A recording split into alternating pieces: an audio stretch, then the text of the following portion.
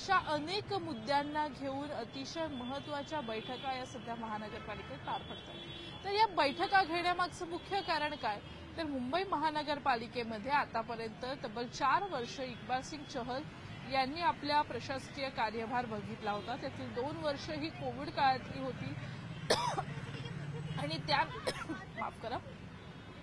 Covid काळानंतर सर्व प्रशासकीय भार हा पुन्हा इक्बाल सिंग चहल यांच्यावरती सोपवण्यात आलेला होता। कारण 7 मार्च पासूनच गेल्या 2-1.5 वर्षापूर्वी जर आपण बघितलं तर पालिकेच्या नगरसेवकांचा कार्यभार संपलेला होता आणि त्यानंतर सुरू झालेल्या या सगळ्या प्रशासकीय कारभारामध्ये आपण जर बघितलं तर इक्बाल सिंग चहल हे कायम राहतील अशा पद्धतीची भूमिका होती। परंतु निवडणूक आयोगाच्या शिफारसीनंतर त्यांच्या पत्रकानंतर इक्बाल सिंग चहल यांच्या जागी भूषण गगराणी यांची नियुक्ती करण्यात आलेली आहे। यापूर्वी ते मुख्य सचिव म्हणून मुख्यमंत्री कार्यालयामध्ये काम करत होते। या सगळ्या गोष्टीची पार्श्वभूमी सांगण्यामागचा मुख्य उद्देश हाच की नेमकं मुंबई महानगरपालिकेचा कारभार हा का महत्त्वाचा आहे, मुंबई महानगरपालिकेमध्ये कार्यभार बघत असताना काय महत्त्वाच्या गोष्टी आहेत की ज्या इतर ठिकाणी तुम्हाला पाहायला मिळत नाहीत।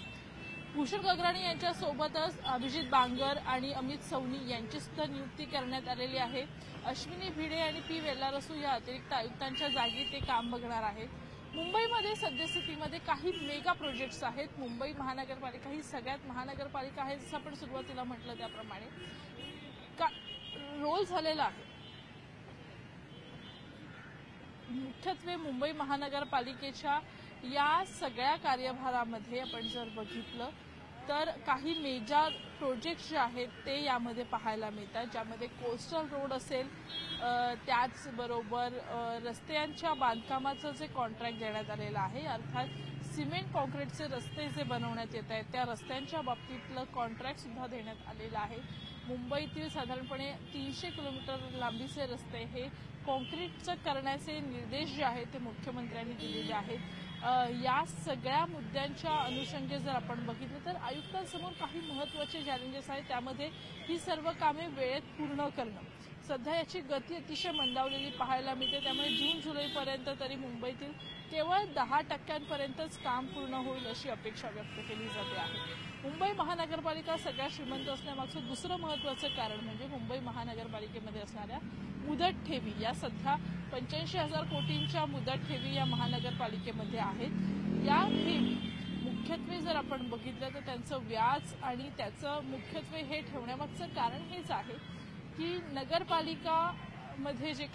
महानगरपालिकेमध्ये जे काही कर्मचारी काम करत आहेत अशा कर्मचाऱ्यांच्या PF साठी, त्यांच्या नियुक्तीसाठी, त्यांच्या सेवा शुल्कासाठी विविध पद्धतीने हा सर्व जो पैसा आहे हा वापरण्यात येतो। काही बांधकामांच्या वेळेला कॉन्ट्रॅक्टर्सकडनं घेण्यात आलेले हे जे पैसे आहेत जे कामाच्या दर्जानुसार फिक्स सेव्हिंगमध्ये, डिपॉझिटमध्ये घेण्यात येतात, अशा पद्धतीचे हे पैसे आहेत। तर काही दिवसांपूर्वी जर आपण बघितलं तर MMRDAला सुद्धा 100 कोटी रुपयांची मदत महानगरपालिकेने केलेली होती। अशा अनेक मुद्द्यांसाठी या ठेवींचा वापर केला जातो। आता सगळ्यात महत्त्वाचं म्हणजे या ठेवी मुंबईसाठी का महत्त्वाच्या आहेत, कारण मुंबई महानगरपालिकेचा अर्थसंकल्प हा कधीच तुटीचा अर्थसंकल्प नव्हता किंवा आतापर्यंत तशा पद्धतीचे चित्र पाहायला मिळालेलं नाही। फायद्यामध्ये असणारी महानगरपालिका अशा पद्धतीची प्रतिमा मुंबई महानगरपालिकेची जागतिक स्तरावरती झालेली आहे आणि म्हणूनच सध्या आपण बघतोय की महानगरपालिका चालवण्याचं चॅलेंज हे सगळ्यात मोठं आयुक्तांवरती आहे। मुंबईमध्ये काही महत्त्वाचे प्रोजेक्ट्स हे सद्यस्थितीमध्ये फुलफ्लेज सुरू असल्याचं पाहायला मिळतं, त्यामध्ये कोस्टल रोड असेल, त्याचबरोबर पावसाळ्याच्या पूर्वी अर्थात मार्च-एप्रिल महिन्यामध्ये सुरू होणारी नाले सफाई, या सगळ्या मुद्द्यांना सुद्धा विशेष महत्त्व प्राप्त होतं आणि नाले सफाईचं कॉन्ट्रॅक्ट हे 140 कोटींचं असतं, त्यामुळे दरवर्षी एवढा खर्च केला जातो की मुंबई तुंबायला नको म्हणून। परंतु मुंबईमध्ये अनेक ठिकाणी पाणी साचलेलं आपल्याला पाहायला मिळतं, मुंबईमध्ये अनेक ठिकाणी पाणी भरतं, त्यावेळेला नागरिकांचे हाल होतात। या गोष्टीला धरून सुद्धा अंडरग्राऊंड वॉटर टँक्स जे आहेत स्टोरेजसाठी हे बनवण्यात आलेले आहेत।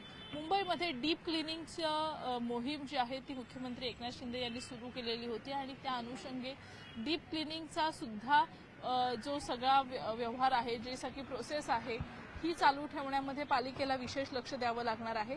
आणि आयुक्त म्हणून ज्या वेळेला नगरसेवक नसताना पदभार बघितला जातो त्यावेळेला सर्वच विभागांचे प्रमुख पद आयुक्तांकडनं भूषवलं जातं। मग त्यामध्ये आरोग्य असेल, शिक्षण असेल आणि सामाजिक नागरिक सुविधा असेल या सगळ्याच बाबतीमधला जो निकष आहे, जी कामं आहेत, जी निधी वाटपाची भूमिका आहे ही आता स्वतः भूषण गगराणी यांच्या माध्यमातून होणार आहे। त्यामुळे मुंबईकरांसाठी नेमकं काय घडतंय, कशा पद्धतीने मदत केली जाते हे बघणं महत्त्वाचं असणारच आहे।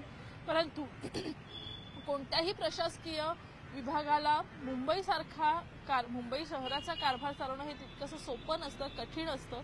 हे होण्यामागचं मुख्य कारण म्हणजे मुंबई महानगरपालिकेतल्या आर्थिक टंचाईला थोडंफार सुरुवात झालेली आहे असं म्हणावी लागेल। कारण आर्थिकदृष्ट्या सुद्धा हे गणित सांभाळणं गरजेचं आहे। जो टॅक्स आपल्याला कर रूपामध्ये घरांचा टॅक्स असेल किंवा इतर सर्व्हिस टॅक्स असेल याच्यातनं जो महानगरपालिकेला येणारा कर आहे हा कर कुठेतरी सध्या कमी झालेला आहे, त्याची वसुली कमी होते आहे आणि त्यामुळे त्याचा परिणाम थेटपणे नागरी सुविधांवरती सुद्धा भविष्यात होताना दिसू शकतो।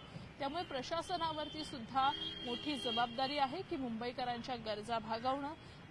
आता निवडणुकीचं वातावरण सगळीकडे आहे, परंतु या वातावरणातही आचारसंहिता लागलेली आहे। अशा वातावरणातही मुंबई महानगरपालिकेतील मुंबईतील नागरिकांना नेमकं काय मिळतं, कशा पद्धतीने सोयीसुविधा आणि मेगा प्रोजेक्ट्सची अंमलबजावणी होते हे बघणं सुद्धा महत्त्वाचं असणार आहे। ताज्या बातम्यांच्या अपडेटसाठी पाहत रहा न्यूज 18 लोकमत। आपल्या सगळ्यांची रजा घेते मी सुस्मिता बदाणे, माझ्यासोबत व्हिडिओ जर्नलिस्ट गणेश काळे।